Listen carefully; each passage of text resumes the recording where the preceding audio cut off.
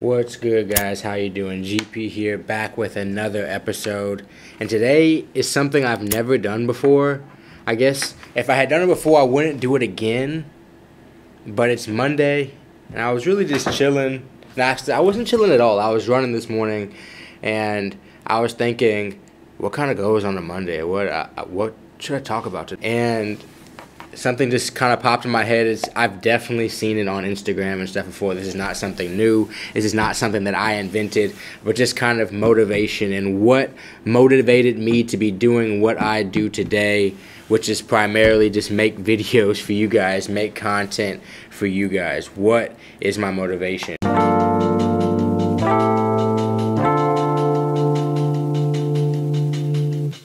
And honestly, a lot of what reminds me of that, and Sergio brought this up the last time when we reviewed the CBD pre-rolls on how we first got started. And every single time we do a pre-roll episode, it reminds me of the OG days of this show, because this kind of where it all started. These are Delta-8 pre-rolls, but Lucy J's also has CBD pre-rolls available, and you can find them at a ton of stores and stuff like that. I'm going to smoke this Delta-8 pre-roll, and I'm kind of just going to talk to you guys about why I do what I do, I guess.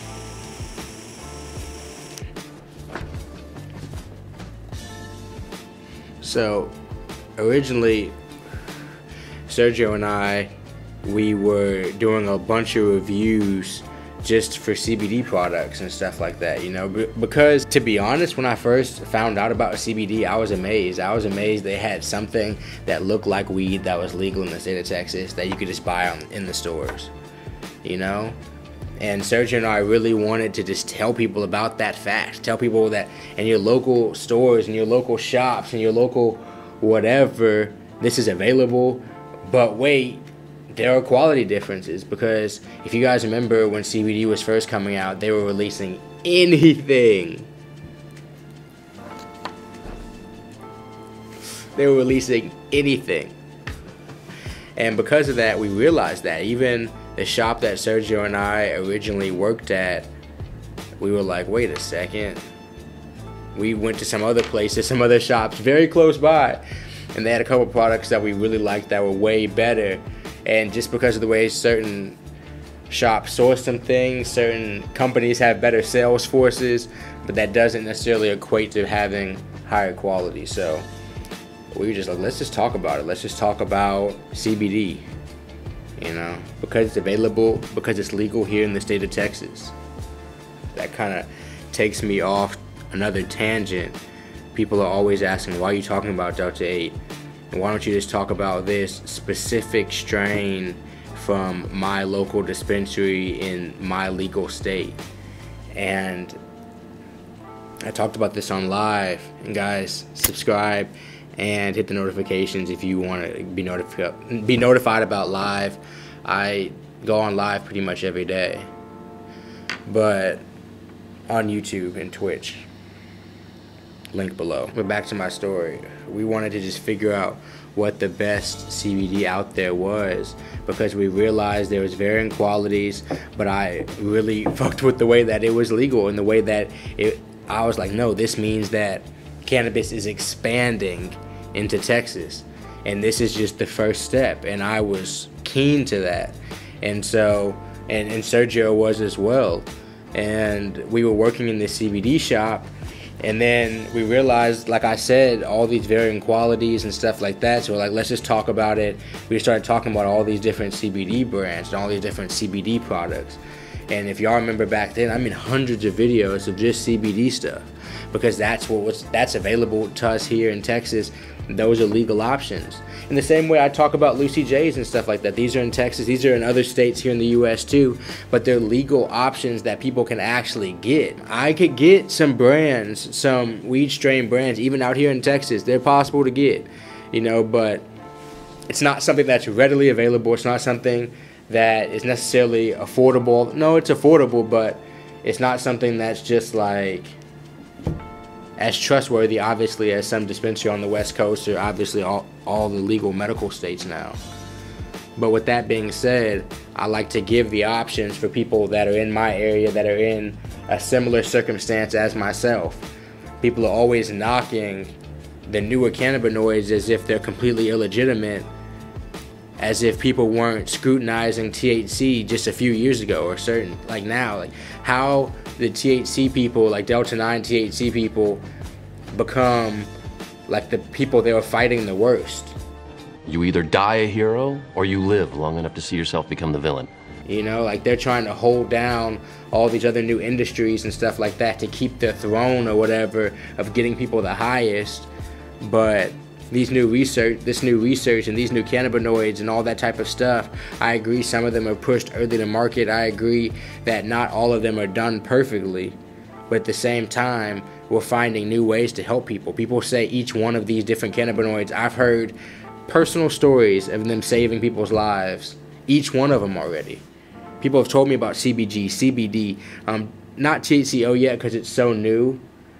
But people talk about these cannabinoids, Delta-9, Delta-8. People say this stuff has saved my life. And so I will never understand how the different cannabinoid groups and markets scrutinize each other and try to bash each other and try to make certain things illegal and stuff, instead of just testing it to make sure it's pure or clean or however you want to classify it. Because some of these legal states are becoming what they were fighting, bro. That doesn't make any sense to me. But regardless, we got into this to talk about what's available to everybody, what's available to most of the country. And starting to be the UK and stuff like that as well. Starting to be slowly. As the channel's progressed, it's turned more into all these different cannabinoids, you know?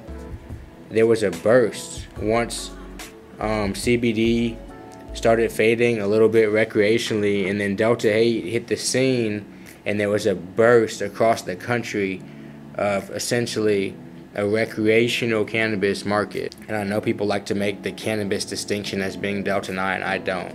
When I'm saying cannabis overarching umbrella, and then there's hemp underneath it, there's Delta-9, and then there's a lot of shit under hemp now that would be classified under hemp for legal purposes at least. So it became all these different cannabinoids, and everybody's asking us all these different questions about all these different cannabinoids, and we have to make sure stuff is safe before we're ingesting it and stuff like that.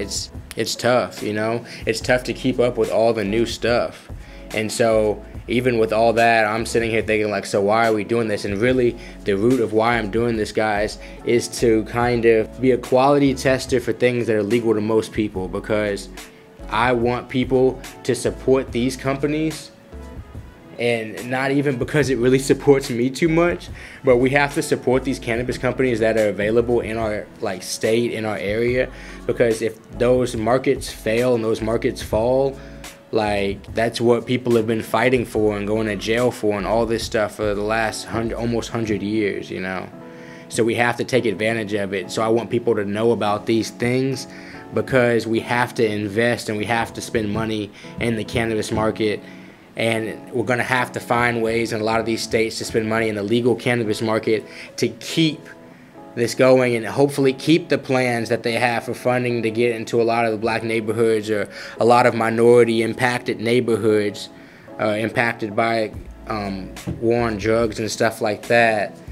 But money has to be spent in those places, you know, and it's starting to be. And it's cool in all the legal states and stuff like that, but Delta-8 and a lot of these cannabinoids, these new cannabinoids, have given these other states opportunities to grow in the cannabis space and have an opportunity to make money in the cannabis space and make people aware. It's been really cool. I was talking about this on live with somebody the other day as well, about how since Texas didn't jump straight to Delta-9, there has been, I feel like, a lot of discovery, if you will. Obviously they've always been there, but finding all these different loopholes damn near, I think a lot of people have found their correct range rather than just getting as high as possible, you know. I think a lot of people will still want people always say when Delta-9 is legal, Delta-8, but people in legal states consume Delta-8. I've seen it, and people are like, only price. No, some people really like the Delta-8 edible effects. I'm one of them. This Delta-8J is nice right now. This morning I smoked some Delta-9. I waked and baked. I was way too cooked. I had to run that shit off. So why we do this?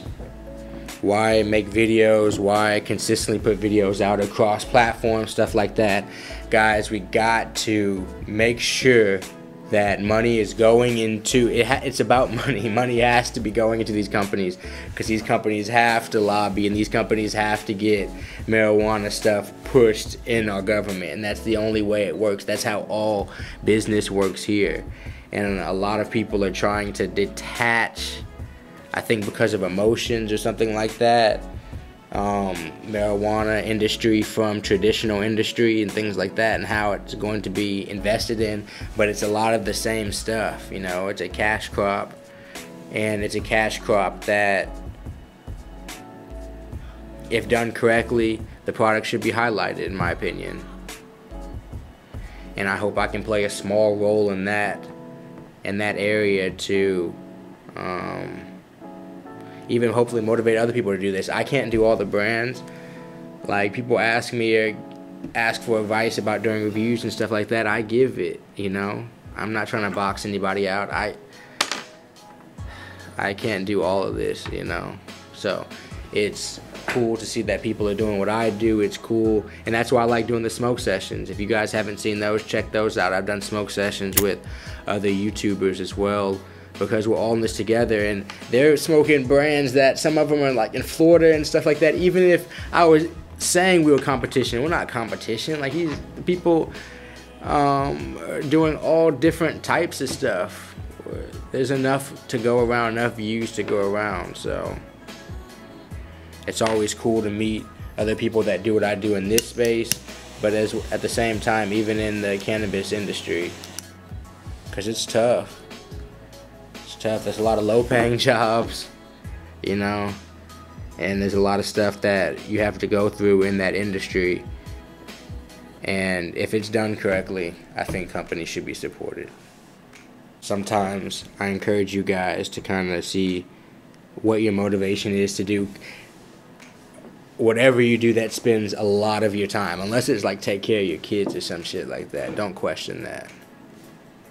But even if it's like your job, question, like, is this something that I really want to be doing all day? Or what's my motivation for doing this right now? Or if it's a hobby, what's your motivation for doing that? Sometimes with smoking, for me, like, should I be smoking right now? What's my motivation for doing that? Is it habit, or is it, oftentimes it's habit, to be completely honest with you guys. It's not even that. I could be lit, but I'm about to go work out. All right, let me go smoke right quick. But I've already just smoked recently, so I have to catch myself sometimes. Nobody's perfect. Definitely not me. Definitely not me. But I encourage you guys, I always encourage you guys to question whatever takes up a lot of time out of your day, and kind of see what is your motivation behind doing that. And if your motivation behind doing that isn't lining up with your overall motivation, like long term, you know, then you have to just, if the people you're hanging out with don't line up, if the place you're living doesn't line up with your motivation long term, things have to change sometimes, you know, and hard decisions have to be made. So I encourage you guys to figure out your motivation and what motivates you day to day. It's a good little exercise. Maybe make a video. That's what I do. Appreciate you guys tuning in for another episode.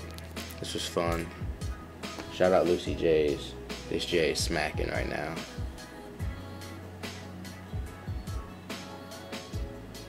Smacking.